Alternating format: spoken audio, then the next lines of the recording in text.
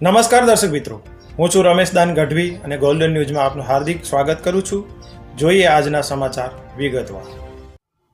બેદરકારીની સાથે લાંબા સમયથી ચાલતી કોરોનાની લડાઈમાં અનેક બાબતોથી માણસાઈની હદ વટાવતી તસવીરો સામે આવી છે, જેમાં માણસની બીમારીની લડત કરતાં વધારે ભયભીત કરવાની એક જાણે પ્રણાલી ચાલી રહી હોય તેવું સ્પષ્ટપણે સામે આવ્યું, જેથી વિવાદાસ્પદ રીતે થતી કોરોના કાળની ચર્ચા એ એક ભયંકર પરિસ્થિતિમાંથી બહાર નીકળવાની મથામણ બની ગઈ છે.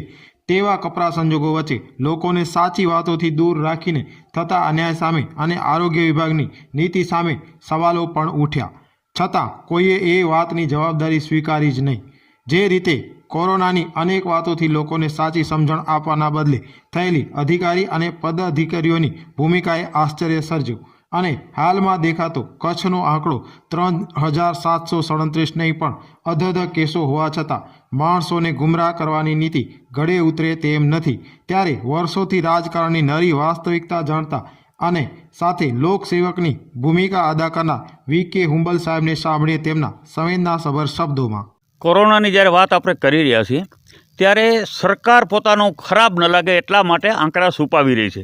આજે દરેક જગ્યાએ પીએચસીમાં આપણે રેપિડ ટેસ્ટ કરવામાં આવે છે, એના તો કોઈ આંકડા જ પહોંચતા નથી. ખરેખર માની લો રેપિડમાં પણ કોરોના પોઝિટિવ આવ્યા હોય તો એ ગણવા જોઈએ, પરંતુ આ સરકાર માત્ર જે જીકેમાં કે એક બે હોસ્પિટલોમાં દાખલ થયા હોય અને એમાં પોઝિટિવ બતાવતા હોય અને ખાસ કરીને એવા જ આંકડા માની લો નહીવત, તો આંકડા છુપાવવાનું કોઈ કારણ નથી.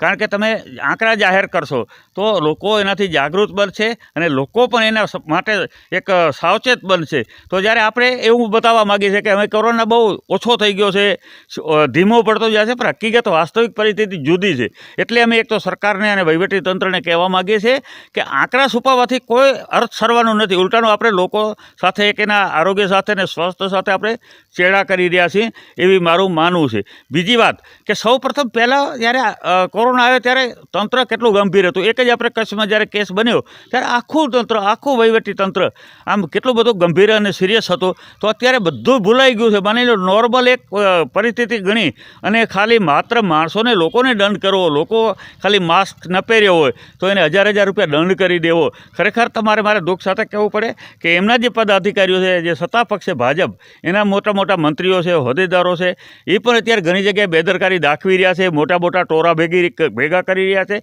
અને કોરોનાને આમંત્રણ આપી રહ્યા છે.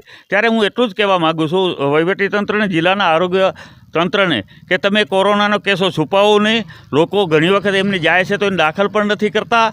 ઘણી વખત એના ટેસ્ટ પણ અમે ઘણી વખત ફોન કરીએ છીએ કે ભાઈ આ કોરોનાના લક્ષણો જણાય છે, એનું ટેસ્ટ તો કરી દો, તો ટેસ્ટ કરવા પણ માંગતા નથી. એટલે એમ ન માગવાનું કારણ માત્ર એટલું કે આંકડા વધી જશે તો, પરંતુ આ ગંભીર બાબત છે, આરોગ્ય સાથે ચેડા ન થાય. એટલે ગુજરાતમાં જે પરિસ્થિતિ છે હકીકતમાં એનાથી આખી જુદી છે. તો અમે એક જ કહેવા માગીએ છીએ સરકારને. હમણાં તમને વાત કહું, દુઃખ સાથે મારે કહેવું પડે કે આ દેશના પ્રધાનમંત્રી આખા દેશને એવું કહે છે કે તમે માસ્ક પહેરો, સલાહ આપો છો. અને હમણાં જ જ્યારે ધોરડોમાં હતા અને જે લોકો સાથે, ખેડૂતો સાથે અને બીજા આપણે બહેનો સાથે જ્યારે એક મિટિંગ કરે છે, 30-40 જણની હાજરી છે, ત્યારે પોતે જ માસ્ક પહેરેલો નથી. આ કેટલી બાબત ગંભીર કહેવાય. એટલા માટે મારે કહેવું છે કે કોઈકને આપણે સલાહ આપતા પહેલાં આપણે એનું બરાબર નિયમોનું પાલન કરવું ખૂબ જરૂર છે. લોકોને પણ હું સાવચેત કરવા માગું છું કે આને તમે નોર્મલ રીતે નહીં લેતા. તમારે સામાન્ય લક્ષણ હોય, કારણ કે આપણે સ્વાભાવિક માનીએ છીએ કે કોરોના આવે પોઝિટિવ અને બરાબર થઈ જાય છે 90%, પરંતુ ઘણા જો થોડીક બેદરકારી રાખીએ તો આપણા ફેફસામાં ઇન્ફેક્શન પહોંચી જાય અને ફેફસામાં ઇન્ફેક્શન પહોંચી જાય એટલે એ ગંભીર બાબત ગણાય. એટલે તમને એવું ક્યાંય પર બેદરકારી તમને ન લાગે. જો 2-3 દિવસ તાવ કે કાંઈ શરદી કે એવું હોય તો તરત એનો યોગ્ય રીતે આપણે છુપાવવાની કોઈ જરૂરિયાત નથી અને તાત્કાલિક કોરોનાના ટેસ્ટ કરાવી અને યોગ્ય સારવાર લેવાની દરેકને અપીલ અને વિનંતી કરું છું.